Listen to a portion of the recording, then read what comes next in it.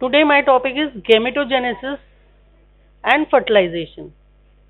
काफी कुछ आप लोगों ने क्लास 12 में पढ़ा होगा इसमें, but just we are going through bit details about it.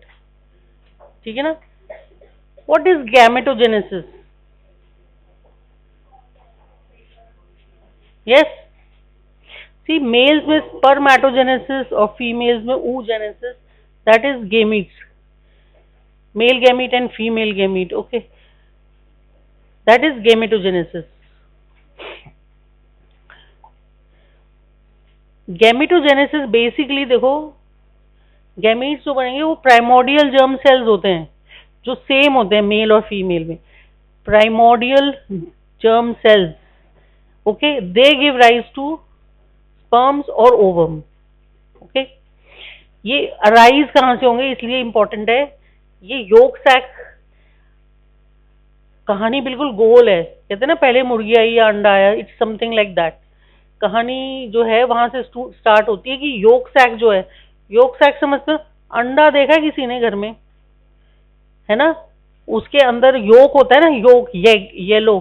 तो सेम यहाँ पर भी योक सैक जो होता है,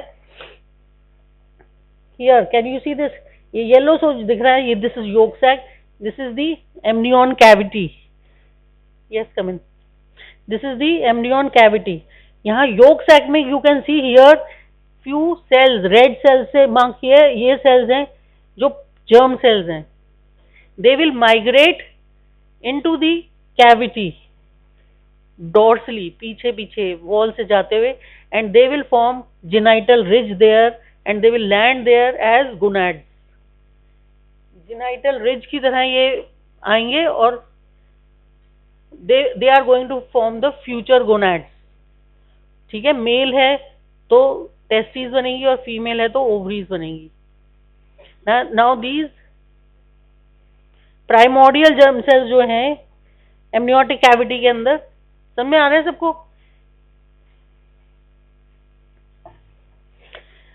ये एमसीक्यू है आपका कि प्राइमोडियल जर्म सेल्स होते हैं, where they reside in yolk sac to start with. ठीक है, they migrate at the between 4th to 6th weeks intrauterine life. Intrauterine life के 4th to 6th वीक पे ये माइग्रेट होते हैं through the dorsal mesentery. Okay, dorsal wall में colonise होंगे और वहां गोनाडल रिज बनेगी. डॉर्सल वॉल समझ में आती है ना आप सबको? डॉर्सल वॉल कौन सी होगी? Ventral wall and dorsal wall. Ventral wall जो ये आगे, डॉर्सल वॉल जो पीछे. ठीक है ना? Could you get it? What is ventral wall and what is dorsal wall? तो डॉर्सल वॉल के ऊपर गोनाडल रिजेस बनेंगे हमारे.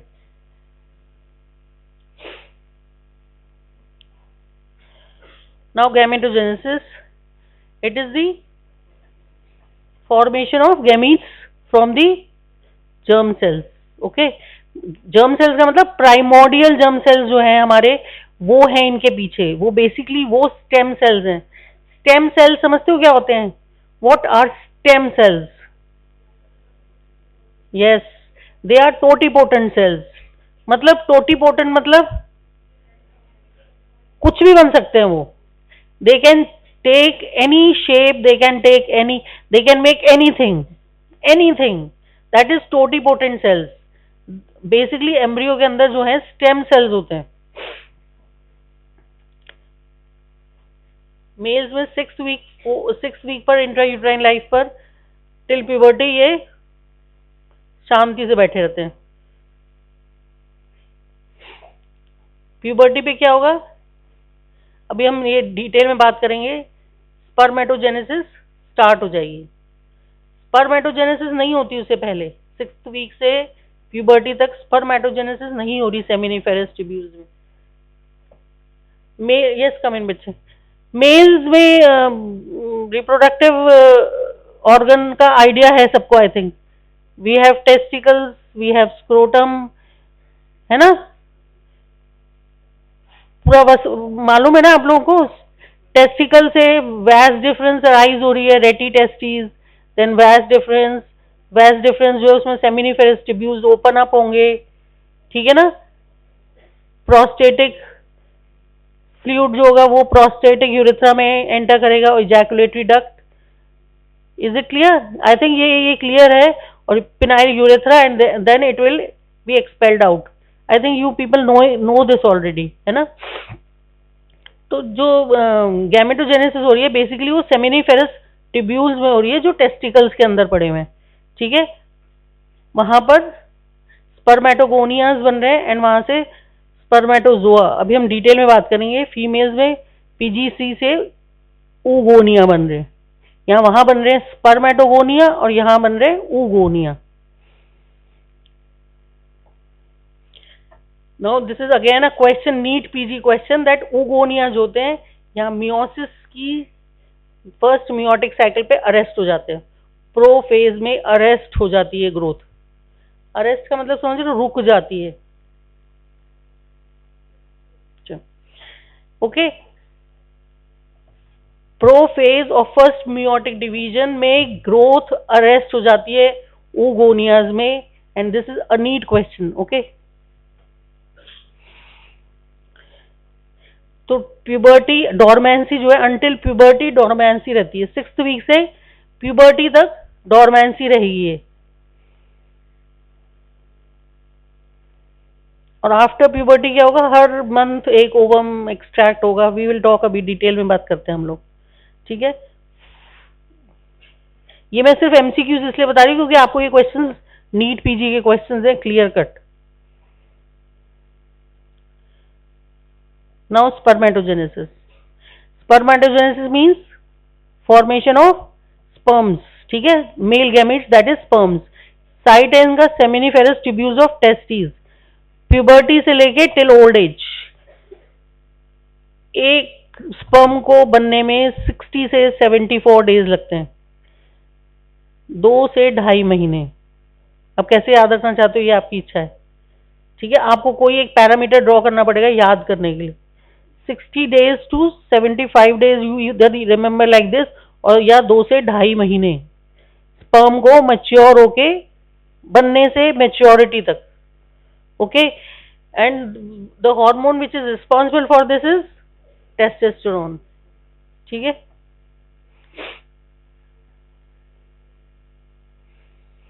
ये 60 से 74 डेज ये क्वेश्चन आता है आपका, वो वाइवा क्वेश्चन है ये बहुत कॉमनली।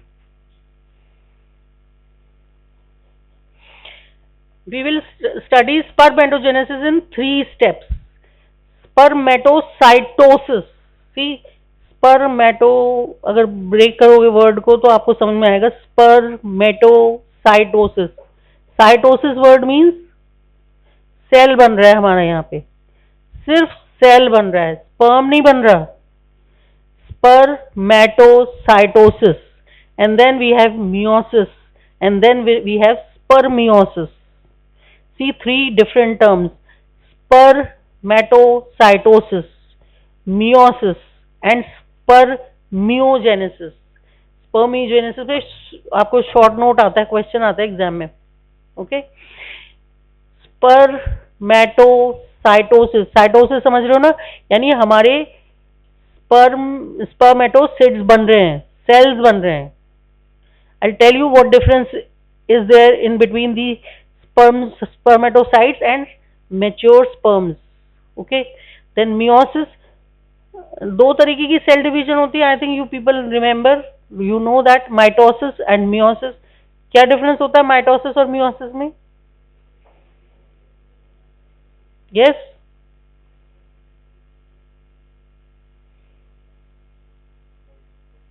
डोंट टेल मी कि तुम्हें माइटोसिस और मियोसिस में डिफरेंस नहीं मालूम।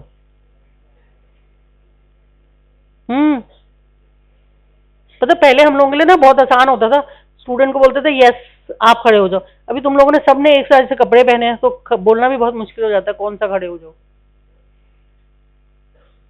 बोलो बेटा, बोलने से क्यों इतना घबराते, क्यों? गलती तो होगी ना, कोई बात नहीं। माइटोसिस मतलब, इतने सारे लोग बोल रहे हैं मुझे तो सुन नहीं रहा। यस बेटा आप बोलो. हाँ, good girl. Yes. Yes. Number of chromosomes they are maintained. ठीक है ना. और उसके अंदर हाफ हो गए. Haploid cells are being created. समझ रहे हो ना. Diploid and haploid. तो माइटोसिस में डिप्लॉयड है, मियोसिस में हैप्लॉइड है. ठीक है ना. Sit down. Autosomes and sex chromosomes. I think you know this. What are autosomes and what are? We have 23 pairs of chromosomes with us. Yes, 46 हो गए ना. तो उसमें से 22 pairs are autosomes and one pair is yes. Female में XX और mail में XY. That's it. ठीक है. मियोसिस में क्या होगा? सेल्स हैप्लॉइड सेल्स क्रिएट होंगे. अगेन मियोसिस जो होती है उसमें दो स्टेजेस में होती है. फर्स्ट जो डिवीजन होती है वो उसमें हैप्लॉइड हो जाते हैं और सेकंड डिवीजन जो होती है यस उसमें मेंटेन रहते हैं और माइटोसिस ही होती है उसमें. Now what is spermatocytosis? इसके अंदर हमारे बनेंगे स्पर्मेटोगोनियाज. हमारे पास क्या थे पहले सेल्स? पीजीसीज यानी प्राइमोर्डियल जर्म सेल्स. वहां से हमारे पास आएंगे स्पर्मेटोगोनियाज. ठीक है. और स्पर्मेटोगोनियाज जो होंगे वो बनाएंगे हमारे primary spermatocytes. Primary spermatocytes. Okay. और यहां से बनेंगे हमारे देखो प्राइमरी स्पर्मेटोसाइट्स जो होते हैं ना. अब जो चीज मैं बोलना चाह रही हूं, स्पर्मेटोगोनियाज हमारे दो तरीके के बनते हैं. Type A dark and type A light. Am I clear? Type A dark और टाइप ए लाइट. ठीक है. डार्क वाले जो होते हैं वो हमारे रिजर्व हैं. यानी जब स्पर्मेटोगोनिया बनेगा वो एक तो अपने जैसा ही बनाएगा बिल्कुल सेम. रिजर्व हो गया ना वो रिजर्व. और टाइप ए जो लाइट है वो फर्दर प्राइमरी स्पर्मेटोसाइट्स के लिए आगे बढ़ जाएगा. समझ में आई मेरी बात? स्पर्मेटो जो ये है समझ में आया? Type A light and type A dark. Dark वाला जो है वो रिजर्व है और टाइप ए लाइट जो है वो फर्दर जाके स्पर्मेटोजेनेसिस में पार्टिसिपेट करेगा. Okay. Now type A spermatogonia जो है ये जो इसमें पेल या लाइट जिसे हम कहते हैं ये माइटोसिस के लिए जाएगा. ठीक. और टाइप बी स्पर्मेटोगोनिया प्रोड्यूस हो रहे हैं. सी मैं यहाँ बार बार इसलिए क्योंकि अभी तक हमारे 46 ही हैं इसमें. समझ में आ रहा है ये बात कि अभी तक हमारे पास 46 ही हैं. हाफ नहीं हुए हैं अभी. हैप्लॉइड नहीं हुआ नंबर क्रिएट. यानी हमारी मियोसिस की जो डिवीजन थी वो अभी तक नहीं हुई है. हमारा प्राइमरी स्पर्मेटोसाइट बन गया लाइट से लेकिन हमारे सेल का जो नंबर है वो 46 ही रहा. ये इंपॉर्टेंट इसलिए कि प्राइमरी तक आपको ये याद रखना है कि प्राइमरी स्पर्मेटोसाइट हो या प्राइमरी oocyte हो. हम प्राइमरी oocyte भी जब पढ़ेंगे उसका नंबर भी 46 ही रहेगा. जब हम सेकेंडरी पढ़ेंगे वहां पर शुरू होगा चेंज. समझ में आ रही है मेरी बात? मैं इसीलिए कोरिलेट करके बता रही हूं आपको ये बात. Try to understand. Primary spermatocyte हो या प्राइमरी oocyte भी हम पढ़ेंगे. यहां पर अभी तक हमारा मियोटिक डिवीजन नहीं हुआ. हमारा नंबर 46 पे ही मेंटेन है अभी. ठीक है. तो मियोटिक डिवीजन नहीं हुआ अभी. माइटोसिस ही हो रही है. अब मियोटिक डिवीजन होगी. ठीक है. और उसमें प्राइमरी स्पर्मेटोसाइट्स होगा. ये सेकेंडरी स्पर्मेटोसाइट या मैच्योरिटी की तरफ यानी स्पर्मेटिड्स बन जाएंगे इसमें. नाउ जो है वो हैप्लॉइड डिवीजन शुरू होगी हमारी. ठीक है ना. हाफ हो गए. हाफ का मतलब समझ रहे हो ना. क्रोमोसोम नंबर में हाफ कह रही हूं और कुछ नहीं. ठीक है. First meiotic division secondary spermatocyte is being formed and then second meiotic division तो 4 स्पर्मेटिड्स यानी 23 XX के 2 और 23 YY के भी 2. मेल्स में दो वो है ना, एक्स और वाई, तो 23 एक्स एक्स के दो और 23 वाई वाई के भी दो। ये जो सेकेंड मियोटिक डिवीजन होती है basically it is mitosis only. ठीक है, basically it is mitosis only. यहाँ हेप्लॉइड नहीं हो रहा, यहाँ सिर्फ 23 एक्स और 23 वाई जो था वो डुप्लीकेट हो गया, तो दो 23 एक्स और दो 23 वाई क्रिएट हो गए।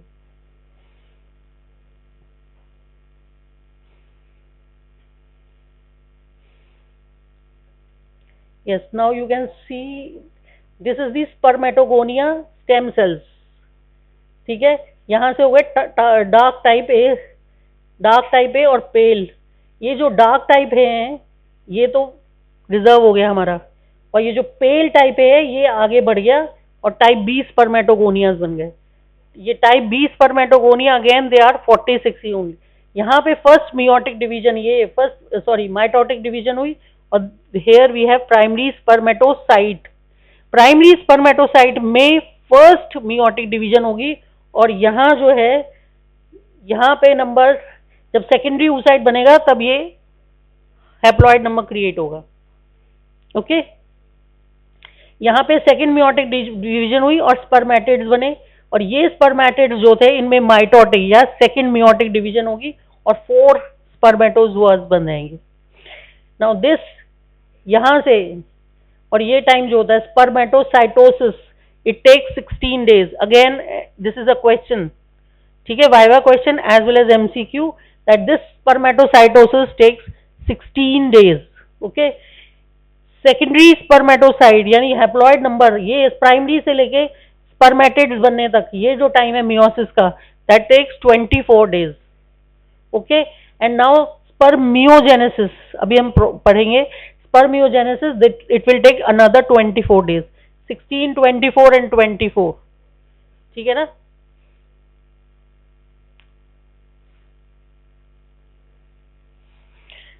Now to understand this we have to study the structure of sperm also। ठीक है ना, स्पर्मियोजेनेसिस क्या होती है उसके लिए। स्पर्म का basic structure I think many people must be knowing. Head, neck, yes, middle piece, principal piece, this is the head, this is the neck, ठीक है ना, this is the middle piece, है ना, this is the principal piece and this is the tail. समझ में आया? फिर से बोलूं, हेड, नेक, ठीक है ना, this is middle piece, principal piece and this is tail. Okay, head पर न्यूक्लियस है, ये रेड कलर का दिख रहा है, दिस इज द न्यूक्लियस। इसके आगे एक ब्लू कलर का स्ट्रक्चर दिख रहा है, that is acrosomal cap, acrosomal cap, ठीक है। This is the neck. Neck के ऊपर अगर आप देखोगे ध्यान से तो यहाँ सेंट्रियोल है, उससे क्या निकल रहा है बाहर, filament, axial filament, axial filament, ठीक है। 9+2 ये ह्यूमन कैरेक्टरिस्टिक है, 9+2। कैसे पहचानते हैं फोरेंसिक्स में जब पढ़ोगे आप ये बात कि हम कैसे पहचानते हैं ह्यूमन हेयर है या एनिमल हेयर है। बाल तो सब एक जैसे होते हैं, क्यों? समझ आ रहा है? ये सीलिया है, cilia is again hair like structure, ठीक है। तो हाउ डू आइडेंटिफाई, इनका सबका एक वो है, फिलामेंट अरेंजमेंट है। तो यहां पर जो है मेल स्पर्म के अंदर ह्यूमन मेल स्पर्म के अंदर 9+2 का स्ट्रक्चर है। जो फिलामेंट्स है एक्साइल फिलामेंट, इसमें सेंट्रल में ये पीजीज, ये आपके लिए क्वेश्चन है, सेंटर में 2 एक्साइल फिलामेंट्स है और बॉर्डर लाइन 9 फिलामेंट्स हैं जो अरेंज्ड है। और जैसे जैसे हम डिस्टली जाते हैं ये 7+2 अरेंजमेंट है। Start with 9+2 and then as we go far it is 7+2। Okay, तो सेंट्रियोल जो है यहाँ पर एक हमें नेक पे दिखाई देता है, बिल्कुल यहाँ पर, ठीक है। दैट इज जिससे एक्साइल फिलामेंट स्टार्ट हो रहा है, वहां से एक्साइल फिलामेंट जब नेक को छोड़ के यहाँ से नेक के दूसरे एंड पे आ गए हम लोग, और मिडल पीस के भी एंड पे हियर, यहाँ पर हमें एक एन्यूलस लाइक स्ट्रक्चर दिखाई देता है, ring like structure, that is known as annulus. और उस एन्यूलस से सेंट्रल फिलामेंट्स बाहर निकलेंगे। Again this is centriole only, अभी हम लोग पढ़ेंगे इस चीज को। एंड ये हमारा फिलामेंट बाहर आ गया, ठीक है। इन यहाँ पर फाइब्रस शीथ है और यहाँ पर सिर्फ प्लाज्मा मेम्ब्रेन है। डिफरेंस इसलिए, ये चीज आपको दिमाग में रखनी है कि हमारे pass through out seminal, yes I am getting ना, वहां पर एक्टोपिक फोकाई चल रहा है ऑलरेडी नया। If you are not interested in the class, I don't mind, please. I expect people कि तुम लोग बड़े हो गए हो अब।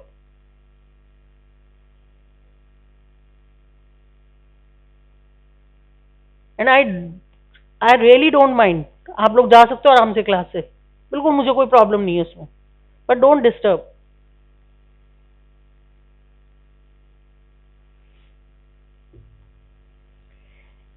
Now this is the middle piece. अगर मिडिल पीस में देखिए हम, तो सेंटर में हमारा एक्साइल फिलामेंट है और यहाँ स्पाइरली अरेंज्ड माइटोकॉन्ड्रियाज है, स्पाइरली अरेंज्ड माइटोकॉन्ड्रियाज, ठीक है। क्या करते हैं mitochondrias, what are they doing?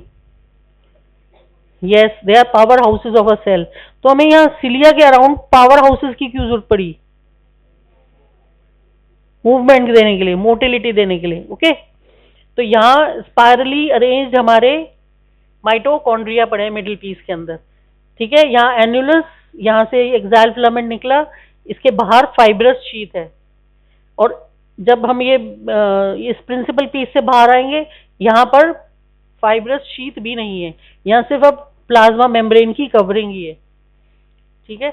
And you have to, मतलब what, why I am stressing this again and again, we have a plasma membrane covering throughout, ठीक है ना। क्यों? क्योंकि इसका मतलब जब तक ये मेम्ब्रेन की कवरिंग रहेगी इसके ऊपर, जो हमारा स्पर्मेटिड है वो एक्टिवेट नहीं होगा।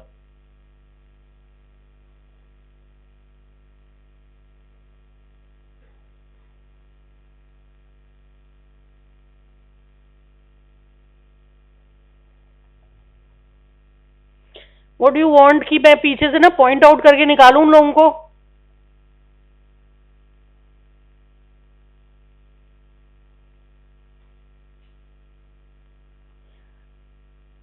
That girl, I can point it out right now only.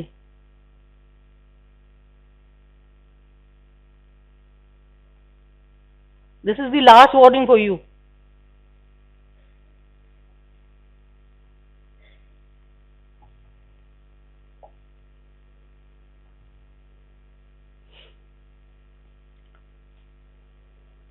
The length of this spermatozoa, it is 50 to 60 micrometer, ठीक है ना। सिंगल ejaculation में 200 to 300 million sperms are emitted in a volume of 2 to 5 ml, approximate 3.5 ml, ठीक है ना। Head पायरिफॉर्म 4 micrometer, haploid number है इसमें, acrosomal cap है। एक्रोसोमल कैप किससे बनती है? गोल्गी एपरेटस सी। इस टोटल में अगर आप ध्यान से देखोगे एक बात, तो हमें न्यूक्लियस और हमने सिर्फ सेल ऑर्गेनेल्स के कुछ रखे, साइटोप्लाज्म नहीं पढ़ोगे आप कहीं पे भी, there is no cytoplasm left. अगर आप इसके स्ट्रक्चर को टोटल देखोगे तो हमारे पास, हमने सिर्फ न्यूक्लियस रखा अपने पास स्पर्मेटिड बनाने में, और हमने कुछ सेल ऑर्गेनेल्स रखे, यानी माइटोकॉन्ड्रिया रखा, गोल्गी एपरेटस रखा, सेंट्रियोल रखा, डू यू गेट इट। बाकी के हमारे पास कोई स्ट्रक्चर नहीं है, हमने बात ही नहीं की उनकी, साइटोप्लाज्म हमने पूरा निकाल दिया बाहर, ठीक है। I am telling you this again because ये this holds an importance, okay. तो मेल जब हम स्पर्मेटिड्स बना रहे हैं, उसके अंदर नेचर ने सिर्फ जो जरूरत, जो चीज थी वो रखी, जिससे साइटोप्लाज्म बिल्कुल बाहर हो गया, ठीक है। और कुछ सेल्यूलर ऑर्गेनेल्स, ठीक है, वो रह गई। तो जो एक्रोसोमल कैप है ये गोल्जी एपरेटस से बनता है, वो रह गया, माइटोकॉन्ड्रियाज रह गए, सेंट्रियोल्स रह गए, ठीक है।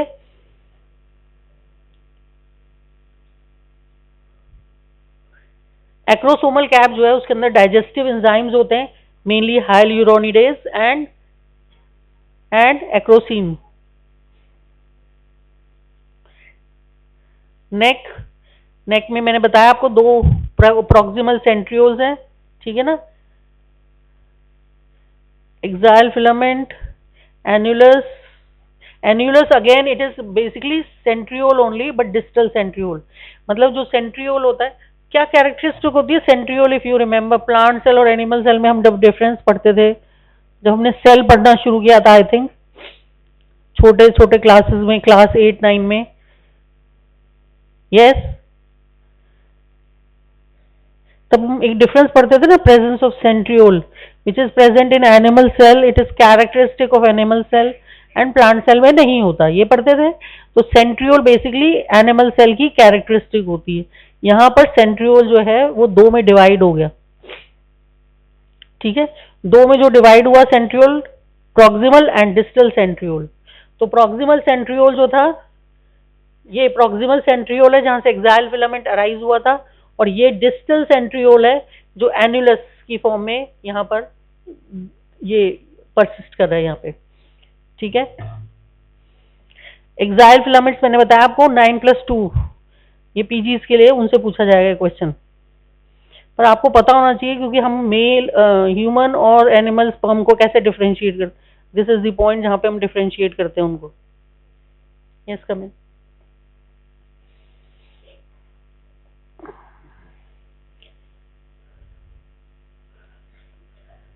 Now this is what I want you to see.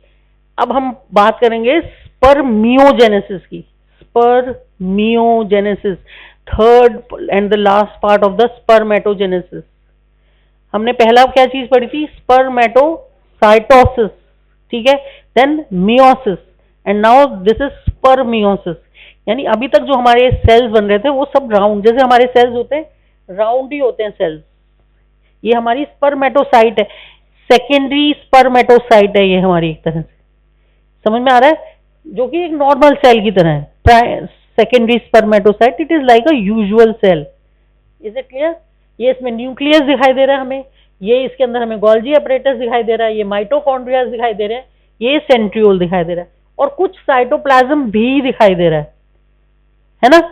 अब यहां से हमारा ये से, अभी मैंने स्पर्म का आपको डायग्राम दिखाया, तो ये स्पर्म है बेसिकली, यहां से जो यहां तक का जो कन्वर्जन हो रहा है,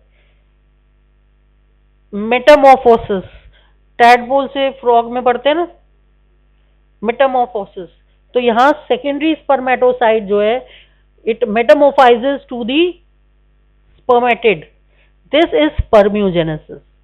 इज इट क्लियर, समझ में आया स्पर्मियोजेनेसिस। स्पर्मियोजेनेसिस का मतलब पूरा जो स्ट्रक्चर था सेल का वो चेंज हो गया और शेप जो थी वो ये ले ली उसने, ठीक है। जो हमारा न्यूक्लियस था वो तो राउंड न्यूक्लियस से ओवल हो गया, जो हमारा गोल्जी अपरेटस था उससे आगे आके एक्रोसोमल कैप बना लिया, मैंने सेम कलर इसीलिए यूज किया इसमें, एक्रोसोमल कैप बना लिया इसके अंदर, ठीक है ना। ये जो हमारा सेंट्रियोल था यहाँ पर, ये इसमें प्रॉक्सिमल सेंट्रियोल है, ये डिस्टल सेंट्रियोल है, ठीक है। और ये हमारे जो येलो कलर के ये दिख रहे हैं ये माइटोकॉन्ड्रियाज है जो यहाँ पर स्पाइरली अरेंज्ड। तो ये हमारा हो गया मैच्योर स्पर्मेटोसाइट। जो इसमें से बच गया चीजें ऑब्वियस है ना, वो जो है that is residual body, and these residual bodies, आप सोचो इतनी सारे मल्टीप्लीकेशन हो रहे हैं, 200 to 300 एक इजैकुलेट में स्पर्म्स आते हैं बाहर, तो कितनी सारी रेजिडुअल बॉडीज होंगी, ठीक है। तो क्या होता है फिर इन रेजिडुअल बॉडीज का, बॉडी क्या करती है बेटा, फैगोसाइटोसिस, व्हाट सिंपल, डेब्रीज का फैगोसाइटोसिस, ठीक है ना। और फैगोसाइटोसिस कौन करता है, लेडिक सेल्स, ठीक है, लेडिक सेल्स हम पढ़ते हैं ना टेस्टिस के अंदर, Leydig cells, interstitial cells of Leydig और Leydig cells whatever you say, ठीक है। तो ये रेजिडुअल बॉडी जो रिमेनिंग इसका सब बचा वो सब एज रेजिडुअल बॉडी, और ये फैगोसाइटोसिस हो गई, इट्स गॉन। समझ में आ गया। स्ट्रक्चर ऑफ स्पर्म वापस रिवाइज करना है, I think clear. Now this is just expo. अब स्पर्मियोजेनेसिस, सब में आ गई स्पर्मियोजेनेसिस. राउंड सेल से इसका जो शेप चेंज हुआ, राउंड न्यूक्लियस, फिर उसको ग्लोब्यूलर हुआ, ठीक है ना. ये गोल्जी अपरेटस अरेंज हुआ, एक्साइल फिलामेंट, प्रॉक्सिमल सेंट्रियोल से एक्साइल फिलामेंट अराइज हुआ, ये एक्साइल फिलामेंट, ठीक है. ये कैन यू सी दिस, ठीक है ना. और ये फाइनली शेप आ गई और ये रेजिडुअल बॉडी, ठीक है. स्पर्मियोजेनेसिस, अंडरस्टैंड स्पर्मेटोजेनेसिस और स्पर्मियोजेनेसिस दोनों अलग अलग चीजें हैं. तो स्पर्मियोजेनेसिस पे आपका क्वेश्चन आता है एग्जाम में. मेटामॉर्फोसिस होगी, स्पर्मेटिड्स की समझ में आ गई बात. Nucleus, I think I have told you all the changes. Most of the cytoplasm जो शेड ऑफ हुआ एज ये क्वेश्चन है आपका एग्जाम में. एज मैंने कहा ना, साइटोप्लाज्म पूरा शेड ऑफ कर दिया उसने. रेजिडुअल बॉडी, इसका एक फैंसी नेम, कई बार एग्जाम में ना एक फैंसी नेम आ जाता है, Reynolds residual body. Reynolds residual, ये ना प्री पीजी में आपको ऐसे फैंसी से क्वेश्चन कई बार एग्जामिनर पूछ लेता है आपसे, ठीक है. That is Reynolds residual bodies. What is that? It is basically it is residual, basically cytoplasm जो शेड ऑफ हो गया, access. Now, second step, that is capacitation. Capacitation of spermatozoa. Capacitation का मतलब सोच के देखो, कभी वर्ड आए तो क्या मतलब होगा इसका. हाँ, यस, सही कहा. किसने कहा बच्चे? गुड. हाँ बोलो. Yes, activation. अभी मैंने कहा, जो मैं तुमसे बार बार एक बात बोल रही हूँ कि हमारे ऊपर पूरी प्लाज्मा मेम्ब्रेन सेमिनिफेरस ट्यूब्यूल के थ्रू गए, तो एक मेम्ब्रेन, प्रोटीन लेयर, एक उसकी लेयर, सब बनी हुई है इसके ऊपर लेयर्स. ये अभी एक्टिवेटेड नहीं है, ये कुछ नहीं कर सकता. मतलब अगर हम इसको इजैकुलेट को बाहर निकाल के सोचे ना ये फर्टिलाइजेशन कर देगा, नहीं कर सकता ये. अभी इसे एक्टिवेट करना है इसको. तो अब हमारा शुरू हुआ एक्टिवेशन. हमारा स्ट्रक्चर तो बन गया, बट एक्टिवेशन अब स्टार्ट हुआ. तो सबसे पहले उसमें प्रोसेस है कैपेसिटेशन, ठीक है. यानी इमेच्योर स्पर्मेटोजोआ को हम लोग मैच्योर स्पर्मेटोजोआ में कन्वर्ट कर रहे हैं, ठीक है. ये कहाँ होगा? इसका साइट है female reproductive tract, uterus, vagina, यहाँ पे एक्टिवेट होगा ये, ठीक है. यहाँ पे इसके ऊपर जो ग्लाइकोप्रोटीन कोट है, जो सेमिनल प्रोटीन है, सेमिनल वेसिकल्स के थ्रू जब ये निकल रहा था तो सेमिनल वेसिकल के ऊपर एक ग्लाइकोप्रोटीन कोट आ गया इसके ऊपर जो पूरा, ठीक है. हेड ऑफ स्पर्म और स्पेयर, ये वहां इसमें चेंजेस आएंगे, इसमें ऑल्टरेशंस आएंगे. इसकी इंपॉर्टेंस क्या है? इससे मोटिलिटी ऑफ दी स्पर्म्स बढ़ जाएगी. सिर्फ मोटिलिटी पे एक्ट करता है ये. एक्रोसोमल कैप और उसके ऊपर जो ग्लाइकोप्रोटीन का कवर है वो नहीं चेंज करेगा ये सिर्फ स्पर्म की जो टेल है, मिडल पीस और टेल पे ऊपर जो मेम्ब्रेन कवरिंग है वहां पर एक्टिवेट होगा और वहां से मोटिलिटी इंक्रीज हो जाएगी. क्यों मोटिलिटी क्यों इंक्रीज करनी है हमें? क्योंकि जो सैंपल है it is collected in the vagina. Now it has to swim up, right up to the ampulla. Fallopian tubes में पढ़ते हैं ना हमने, एम्पुला के अंदर फर्टिलाइजेशन होती है, तो वहां तक स्विम करके जाना है स्पर्म को. तो हमें मोटिलिटी चाहिए. कितने दिनों तक एक्टिवेट रहता है स्पर्म? एनीबडी? यस, 2 days, ठीक है ना, 2 days. तो इसको जो है 2 days के अंदर वहां तक पहुंचना है. उसके बीच में ये प्रोसेस भी होंगे. Capacitation itself takes how many hours? Anybody? 7 hours. It takes minimum of 7 hours to get sperm gets capacitated, ठीक है. तो यहां पर मोटिलिटी इंक्रीज हुई उसकी. आपको ये सारे स्टेजेस क्यों पता होने चाहिए? कोई बता सकते हो क्यों हम इतना डिटेल में स्ट्रक्चर, डिटेल में वो पढ़ रहे हैं इसको? जब आपके पास इनफर्टिलिटी के पेशेंट्स आएंगे, इनफर्टिलिटी समझते हो? कपल्स आएंगे जिनके प्रेगनेंसी नहीं हो रही, that is infertile couple. When it will come, तो आप कॉज ऑफ इनफर्टिलिटी ढूंढोगे ना, क्यों नहीं हो रही इनके अंदर प्रेगनेंसी. तो सबसे पहला मेल और फीमेल गैमीट बन रहे हैं या नहीं बन रहे? और अगर वो बन रहे हैं तो वो नॉर्मल बन रहे हैं या नहीं बन रहे, और अगर वो नॉर्मल बन रहे हैं तो फिर वो कहाँ, पूरे पैसेज में कहाँ प्रॉब्लम है। तो आपको पूरा प्रोसेस पता होगा, तभी तो आप, बहुत सारे पेशेंट्स में कैपेसिटेशन की प्रॉब्लम भी आती है, मोटिलिटी नहीं होती स्पर्म्स में। अभी हम लोग डिस्कस करेंगे जब एब्नॉर्मलिटीज, उसमें आएगी ये बात कि मोटिलिटी ही नहीं होती उनमें।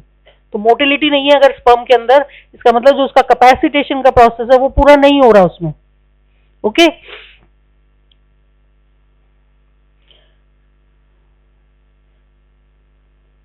Abnormal spermatozoa.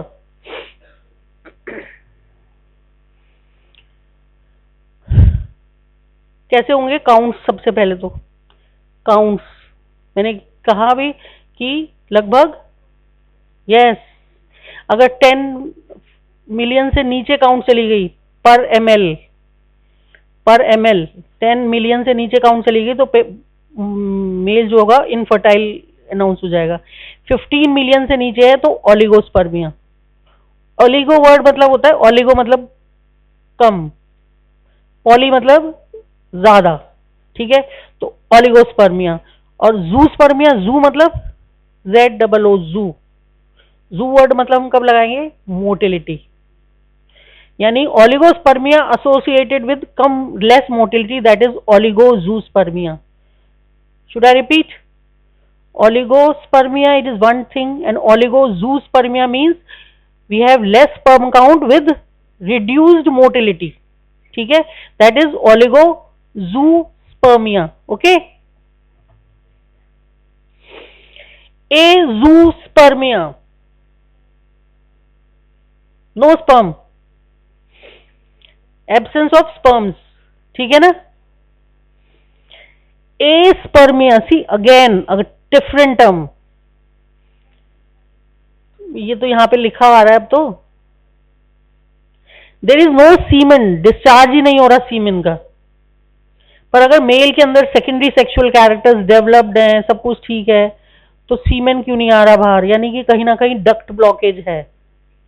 हम लोग इतनी सारी बड़ी vast difference, ejaculatory duct, prostatic duct पढ़ रहे थे ना, पैसेज पूरा पढ़ते, यानी कि कहीं ना कहीं डक्ट ब्लॉकेज है उसमें। ओके, प्रोस्टेट के अंदर कहीं पे भी ब्लॉक है, that causes aspermia. See, asthenozoospermia, reduced, only reduced motility, count अच्छा है बट स्पर्म मोटिलिटी नहीं है या कम है। ओके, हाइपरस्पर्मिया, हाइपरस्पर्मिया यानी कि वॉल्यूम, सीमन वॉल्यूम बहुत ज्यादा है, ठीक है ना, और हाइपोस्पर्मिया मतलब सीमन वॉल्यूम बहुत कम है। जैसे मैंने कहा 5 ml, हम लोग 3.5 ml, 3.5 ml जो है वो एवरेज मानते हैं, एक नॉर्मल है। अगर 3.5 से कम आ रहा है, यानी 2 से कम आ रहा है, 2.5 से लेस आ रहा है तो हाइपो हो गया, और 5 ml से ज्यादा आ रहा है तो हाइपर हो गया। सब में आ गया? हमने अभी ये क्या पढ़ा था ना, अप्रोक्सीमेट 3.5, 2.5 से 5, ठीक है, तो 2.5 ml से लेस है तो हाइपोस्पर्मिया, और अगर 2.5 से ज्यादा है, सॉरी 5 से ज्यादा है तो हाइपरस्पर्मिया। टेराटोजूस्पर्मिया, टेराटो वर्ड ना जहां भी आ जाए उसका क्या मतलब होगा? टेराटोजेंस, यस, क्या होते हैं टेराटोजेंस? बच्चों टर्मिनोलॉजी बहुत जरूरी है, पता है, डिक्शनरी पढ़नी बहुत जरूरी होती है मेडिकल। अभी हमने कैट और डॉग और ये नहीं पढ़ा, अगर बताओ तो फिर तुम बाद में सेंटेंसेस कैसे बनाओगे? ऐसे ही मेडिकल डिक्शनरी है, आपको टर्मिनोलॉजी अगर समझ में आ गई, याद हो गई, पता लग गई, तो आप ना कहीं पर भी खड़े हो आप उसका मतलब तो निकाल सकते हो। टेराटोजेंस, टेराटोजेंस का मतलब होता है abnormal agents which are causing cancer, ठीक है ना, जो मल्टीप्लिकेशन को प्रोवोक करते हैं। एबनॉर्मल, एक तो होती है मल्टीप्लिकेशन नॉर्मल, एक होती है एबनॉर्मल मल्टीप्लिकेशन कॉजिंग कैंसर, तो दे आर बेसिकली टेराटोजेंस। समझ में आ रहा है? तो टेराटोजूस्पर्मिया मतलब एबनॉर्मल मल्टीप्लिकेशन या एबनॉर्मल ग्रोथ हो रही है स्पर्म्स के अंदर, तो स्पर्म जो है ड्वार्फ हो सकता है, can you see here, giant हो सकता है, ये तो नॉर्मल स्पर्म है। This is dwarf, this is giant. समझ में आ रहा है? 2 हेड्स, 2 टेल्स। समझ में आ रहा है ये चीज? यहां पर ये टेल्स जो है ये इधर, आगे बात समझ में? जायंट, 2 हेड्स, 2 मिडिल पीस दिख रहे हैं ना हमें, और यहाँ पे 2 टेल्स। तो ये सब एबनॉर्मल है, इसमें से कोई भी फर्टिलाइजेशन में नहीं, अगर फर्टिलाइजेशन करेगा भी तो भी वो मतलब नहीं है। oogenesis, oogenesis again same thing. PGCs है हमारे प्राइमोडियल जर्म सेल्स, ठीक है, वो ओवेरियन कॉर्टेक्स में पड़े हैं। मैंने कहा ना बेबी जब बॉर्न होती है, फीमेल बेबी जब बॉर्न होती है तो कहां पर अरेस्टेड होती है ग्रोथ? एनीबडी? यस, प्रोफेज में, सॉरी मेटाफेज में फर्स्ट प्राइमरी oocyte हमारी वहां पे अरेस्टेड ग्रोथ होती है, दैट्स इट। ठीक है, प्यूबर्टी पर ये सब एक्टिवेट होगी।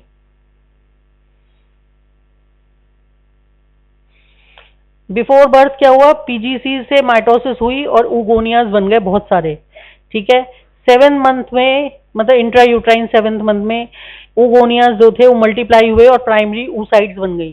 प्राइमरी oocytes जो थी ये प्रोफेज मियोसिस 1 गेट अरेस्टेड, यहां पड़े हमारे। क्यों अरेस्टेड है? क्योंकि हमारा oocyte मैच्योरेशन इनहिबिटर, ये फैक्टर जो होता है ये इसको मैच्योर नहीं होने देता टिल प्यूबर्टी। ठीक है, तो अराउंड 2 मिलियन प्राइमरी oocytes जो है वो बने हुए रखे रहते हैं वहां पर। यहाँ इंपॉर्टेंट क्या है, ये क्वेश्चन क्यों इंपॉर्टेंट है? इतने सारे बनते हैं, ओव्यूलेट तो 500 ही करते हैं।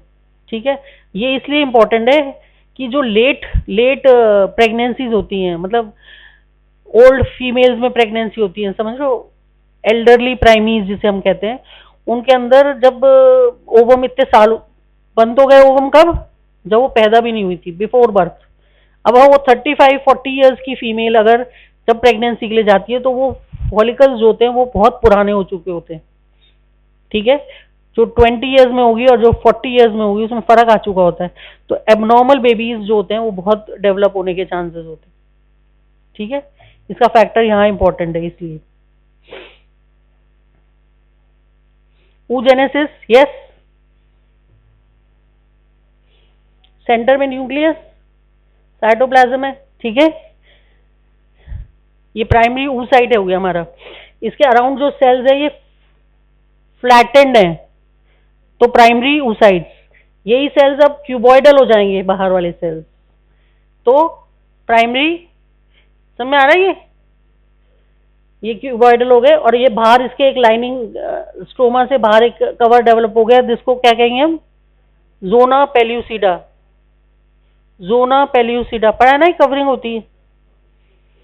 ठीक, नेक्स्ट, यही सेल्स अब मल्टीलेयर्ड होते जा रहे हैं। ओके, ये मल्टीलेयर्ड हो गए ना हमारे। ये हमारी जोना पेल्यूसिडा, बीच में हमारा oocyte पड़ा हुआ है, ये सब प्राइमरी है। प्राइमरी का मतलब 46 है, अभी भी हैप्लॉइड नहीं हुआ, यानी माइटोसिस मियोसिस डिवीजन अभी नहीं हुई, इसलिए मैं बार बार ये बात बोल रही हूँ। प्राइमरी oocyte है या प्राइमरी स्पर्मेटोसाइट है, यानी हमारी अभी तक हैप्लॉइड नंबर नहीं हुआ है। हम सेकेंडरी जब होगा तब वो होगा। ठीक है, primary follicle, secondary follicle, tertiary follicle बन गए तीनों। यानी जब हमारी फ्लैटेंड एपिथेलियम थी प्राइमरी फॉलिकल, जब ये क्यूबॉइडल हो गई तो सेकेंडरी फॉलिकल। सेकेंडरी oocyte नहीं बोला मैंने, एक चीज फॉलिकल वी आर टॉकिंग, ये ध्यान रखो। टर्मिनोलॉजीज पे बहुत इंपॉर्टेंट है, terminologies what we are talking. I said primary oocyte and secondary oocyte पे हमारा मल्टी वो हो गया haploid, that is I am using the term oocyte। ठीक है, now I am talking about follicle, primary follicle, secondary follicle and tertiary follicle. और finally बनेगा हमारा ग्राफेन फॉलिकल, जो मैच्योरिटी के लिए तैयार, बाहर निकलने के लिए, ओव्यूलेशन के लिए तैयार। Here I am using the term follicle, यानी अभी भी हमारा हैप्लॉइड नंबर नहीं हुआ है, ये प्राइमरी में ही स्टेजेस हो रही हैं यहाँ पर।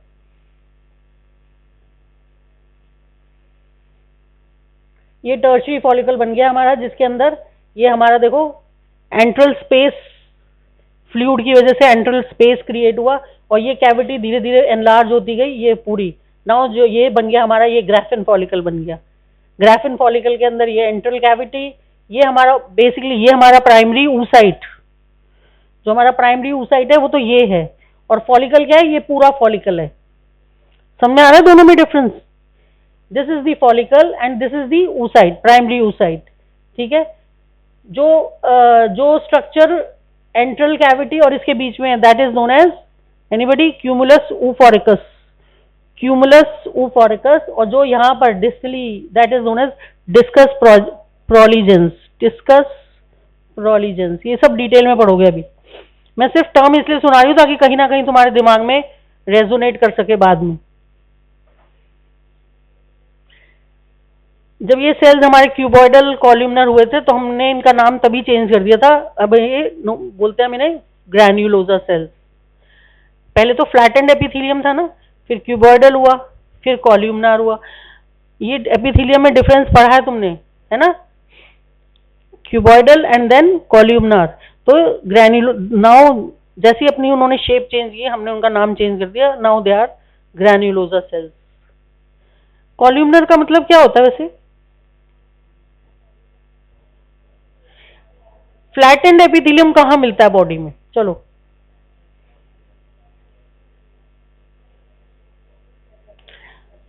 समझो बच्चों, इस बात को, फ्लैटेंड एपिथेलियम हमारी बॉडी में वहां होगा जहां प्रोटेक्शन की जरूरत है हमें। क्यूबॉइडल कहाँ होगा? कहाँ पढ़ते हो क्यूबॉइडल? सबसे कॉमन एग्जांपल है, हाँ पीसीटी, राइट, हाँ थायराइड सिक्रीशंस चाहिए जहां में, ठीक है। कॉल्यूमनर कहाँ पढ़ते हैं हम लोग? जीआई ट्रैक्ट, अगेन जहां में बहुत सारी सिक्रीशंस चाहिए, यानी जब जब सेल कॉल्यूमनर हुआ उसे सिक्रीशंस चाहिए थी, ठीक है। तो यहाँ जो है ग्रैन्युलोसा सेल्स को हमने कॉल्यूमनर हुए, इसका मतलब यहाँ पर सिक्रीशंस आ रही हैं बहुत सारी। तो कौन सा हार्मोन रिलीज हो रहा है? Oestrogen, okay. तो हम सिक्रीशंस चाहिए, इसलिए ग्रैन्युलोसा सेल्स जो है ये बने, कॉल्यूमनर यहाँ हुए इसीलिए, okay. See everything has a scientific logic behind it, try to understand it, don't mug it up, समझो उस चीज को, याद रहेगी हमेशा। स्ट्रोमल सेल्स होंगे जो आसपास के, जो कॉर्टेक्स में सेल्स पड़े हुए हैं, फाइब्रस सेल्स पड़े हुए हैं, स्ट्रोमल सेल्स, ठीक है ना। मैच्योर ग्राफिन फॉलिकल बनेगा हमारा, ये this is now mature graphene follicle, see this is mature graphene follicle. ये पूरा फॉलिकल ये ओवरी के सरफेस की तरफ जाएगा और ओव्यूलेशन हो जाएगा, एंड द मोमेंट ओव्यूलेशन होगा, द मोमेंट ओव्यूलेशन होगा, फर्स्ट मियोटिक डिवीजन कंप्लीट हो जाएगी। सी मार्केट, मियोटिक डिवीजन कब कंप्लीट हो रही है? जैसे ही ओव्यूलेशन होगा। और सेकेंड मियोटिक डिवीजन कब कंप्लीट होगी? द मोमेंट फर्टिलाइजेशन होगा। यानी फर्स्ट पोलर बॉडी जो है वो कब आएगी? जब फर्स्ट मियोटिक डिवीजन आएगी, ठीक है। और सेकेंड पोलर बॉडी कब आएगी? जब सेकेंड मियोटिक डिवीजन होगा। समझ आ रही है ना मेरी बात?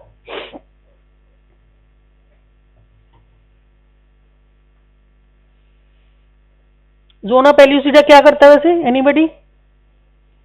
What is the role of zona pellucida? ये पढ़ते हैं हम लोग 12th में, मैंने भी पढ़ा हुआ है।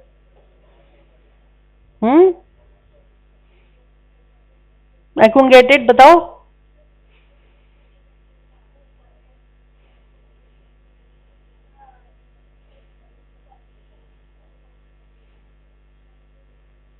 मल्टीपल स्पर्म्स की एंट्री बंद करता है, ये गलत है। जोना पेल्यूसिडा मल्टीपल स्पर्म्स की एंट्री बंद करता है, आंसर गलत। इसका मतलब तुम्हें दो चीजें नहीं पता, तुम्हें जोना पेल्यूसिडा का फंक्शन भी नहीं पता और तुम्हें ये भी नहीं पता कि मल्टीपल एंट्रीज कौन बंद कर देता है। यस, जोना पेल्यूसिडा जब तक है तब तक इम्प्लांटेशन नहीं होगा ओवम का, वो इम्प्लांटेशन को प्रिवेंट करता है। वो इम्प्लांट जैसी जोना पेल्यूसिडा जहां जिस पॉइंट पे डिसअपियर होगा वहीं पे इम्प्लांटेशन हो जाएगी। अगर वो ट्यूब में पड़ा हुआ है ओवम और वहां जोना पेल्यूसिडा डिसअपियर हो गई तो वो वहीं पर इम्प्लांट हो जाएगा। समझ में आया?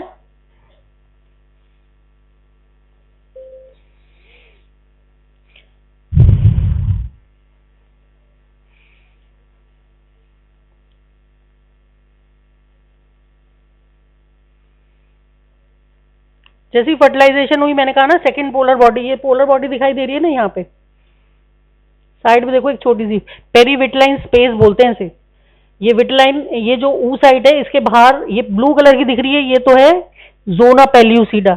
इन दोनों के बीच में दिख रही है एक जगह व्हाइट से कलर की, ये है पेरीविटलाइन स्पेस। पेरी इसके आसपास, उस साइड के आसपास एक कवरिंग होती है जैसे प्लाज्मा मेम्ब्रेन जैसी, जिसको हम बोलते हैं विटेलाइन मेम्ब्रेन। और इसके बाहर और जोनो पेल्यूसिडा के बीच में एक स्पेस है, दैट इज पेरीविटेलाइन स्पेस। और इसमें हमारी पोलर बॉडीज दोनों पड़ी हैं, फर्स्ट भी और फिर बाद में सेकेंड भी आएगी। ठीक है?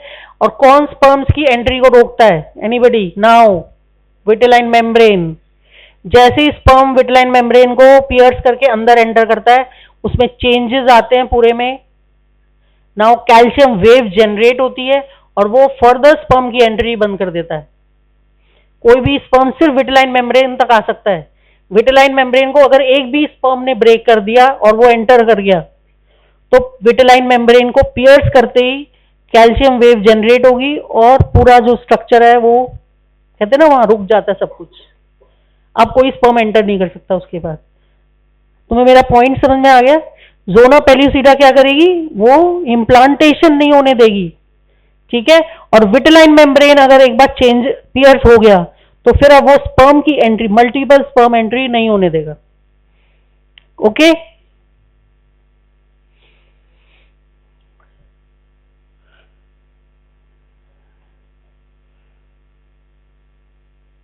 ये सम अप है। तो आई थिंक मेरे को ना जो थोड़ा सा कवर करना है, ये मेरे ये फ्लैट सेल्स हैं जब प्राइमोडियल फॉलिकल्स, यही सेल्स जो हैं ये क्यूबॉइडल हो गए प्राइमरी फॉलिकल के अंदर।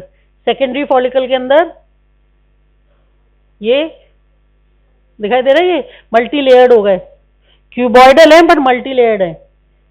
डिफरेंस समझ में आ रहा है? क्यूबॉइडल है पर मल्टी लेयर्ड है। ठीक है? और ये एंट्रल कैविटी अपीयर हो गई और कॉलमनार हो गया। अब ये tertiary follicles with antrum. Antrum समझ में आ गया ना?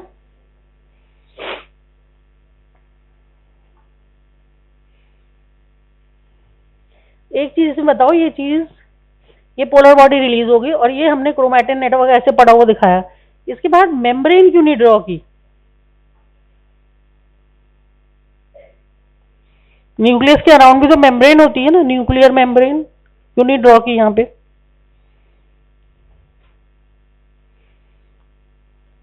प्रैक्टिकल एप्लीकेशन, पता है, दिमाग लगाओ इस पे, क्यों नहीं की? क्योंकि हमारी ग्रोथ अरेस्टेड है, हमारी सेकंड मियोटिक डिवीजन होनी है। तैयारी तो कर रखी है ना पूरी सेल ने। और जब डिवीजन होनी होती है तो मेम्ब्रेन सबसे पहले डिसअपियर होती है, चाहे हम माइटोसिस पढ़ें चाहे हम मियोसिस पढ़ें। यानी कि जब हमारी डिवीजन के लिए तैयारी करता है सेल, तो सबसे पहला काम क्या होता है? क्रोमैटिड्स जो होते हैं वो सेपरेट होके क्रोमैटिन नेटवर्क होता है ना, क्रोमोसोम्स अपनी शेप लेते हैं और फिर हम सेकंड स्टेज हमेशा पढ़ते हैं, न्यूक्लियर मेम्ब्रेन डिसअपियर्स। तो सेम इज हैपनिंग हेयर, हमारी ग्रोथ अरेस्टेड है ना यहाँ पे। तो न्यूक्लियर मेम्ब्रेन कैसे बना सकते हो?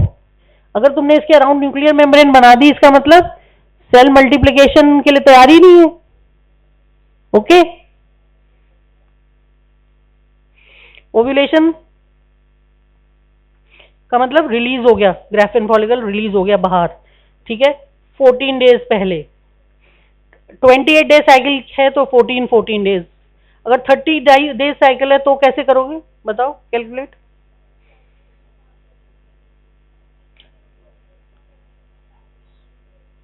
बताओ भाई।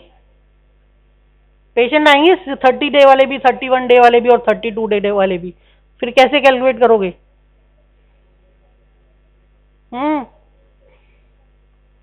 28 डे साइकिल पढ़ते हैं हम लोग और 14 पढ़ते हैं, ये नहीं समझते कि 14 कौन सा किस तरफ है। हाँ हाँ, ल्यूटियल फेज 14 डेज का होता है। यस, प्रोजेस्ट्रॉन और ईस्ट्रोजन दो फेज होते हैं ना, प्रोलिफरेटिव एंड सिक्रेटिव, समझ रहे हो ना, सिक्रेटरी। तो सिक्रेटरी फेज जो है वो हमेशा फिक्स है 14 डेज। प्रोलिफरेटिव स्टेज जो होती है ना वो चेंज होती रहती है।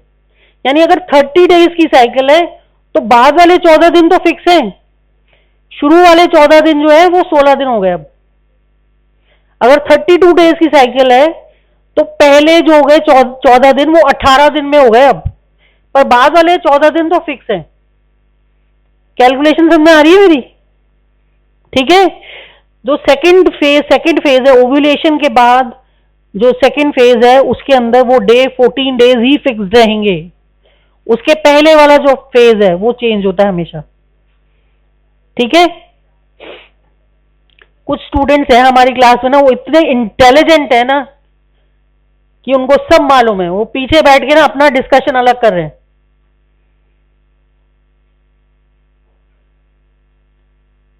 And I will see to it कि वो वाइवा में कैसे आंसर्स देते हैं, because I remember those faces also, you no.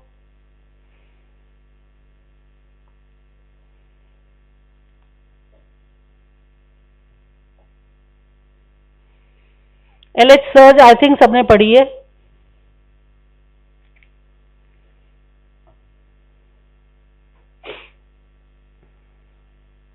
Ovulation को स्टडी कैसे करते हैं? आजकल स्ट्रिप्स आ गई, देखो प्रेगनेंसी टेस्ट की जैसे स्ट्रिप्स आती है ना, ऐसे एलएच सर्ज की स्ट्रिप्स आती हैं। पेशेंट जो है अपने यूरिन में टेस्ट करती रहती है, एलएच सर्ज आती है तो वो स्ट्रिप पे पॉजिटिव आ जाती है, यानी उस दिन ओव्यूलेशन होगा उसको। Number 1। Number 2, basal body temperature, पुराना तरीका है लेकिन उस दिन टेम्परेचर पेशेंट का ड्रॉप होता है। प्रोजेस्ट्रॉन जो होता है ना वो देखो थर्मोजेनिक होता है और फिर वापस राइज होता है, तो वो उसको आइडेंटिफाई कर लेती है वो। ये सब मैं बता चुकी तुम्हें। Calendar method I told you 14 और 16 डेज का। ठीक है। Basal body temperature, cervical mucus जो होती है फर्न पैटर्न डेवलप हो जाता है उसके अंदर। LH estimation I told you, ultrasound तो है ही बेस्ट इसमें। Endometrial biopsy it use to be but it long time back, ये अब ऑब्सोलीट है बिल्कुल। ठीक है। ओव्यूलेशन के डिसऑर्डर्स, एनओव्यूलेशन यानी हो ही नहीं रहा। ओलिगो का मतलब कम हो रहा है, यानी साइकिल बहुत लंबी लंबी है। इंड्यूस्ड ओव्यूलेशन का मतलब हम कर रहे हैं प्रोग्राम्ड, जैसे कि हम हाँ आईवीएफ में करते हैं induced ovulation. Okay. Suppressed ovulation मतलब हम रोक रहे हैं ओव्यूलेशन को, यानी कि हम कॉन्ट्रासेप्शन दे रहे हैं पेशेंट को, क्योंकि हम प्रेगनेंसी नहीं चाहिए तो हम ओव्यूलेशन सप्रेस कर रहे हैं। ओके। ये हम लोग डिस्कस कर चुके हैं ऑलरेडी स्ट्रक्चर।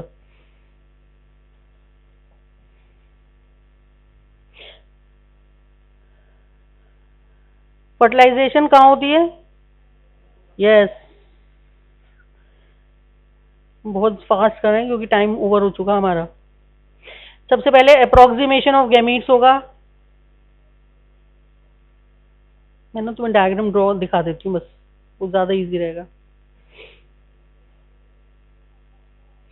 ये देखो, ये स्पर्म्स एंटर कर रहे हैं, कोरोना रेडिएटा दिखाई दे रहा है, ये जोना पेल्यूसिडा और ये vitelline space, vitelline membrane.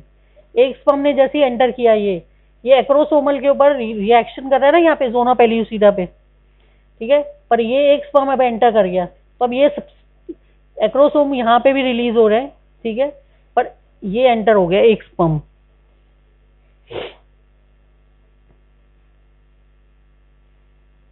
Three barriers हैं, कोरोना रेडिएटा, जोना पेल्यूसिडा और विटेलाइन मेम्ब्रेन।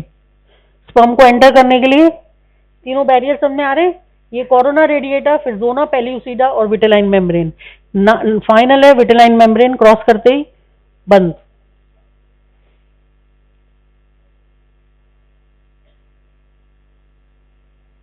एक्रोसोमल रिएक्शन होगी सबसे पहले, वो मैंने कहा ना, जोना पेल्यूसी। एक्रोसोमल कैप में जो एंजाइम्स हैं वो रिलीज होंगे, that is known as acrosomal reaction. ठीक है, first phase.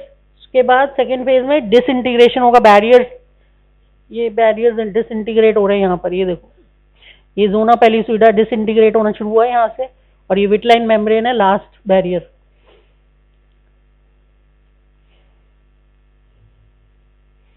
Now calcium wave start होगी और उसके बाद स्पर्म की एंट्री बंद, कोई स्पर्म नहीं एंटर कर सकता उसके बाद।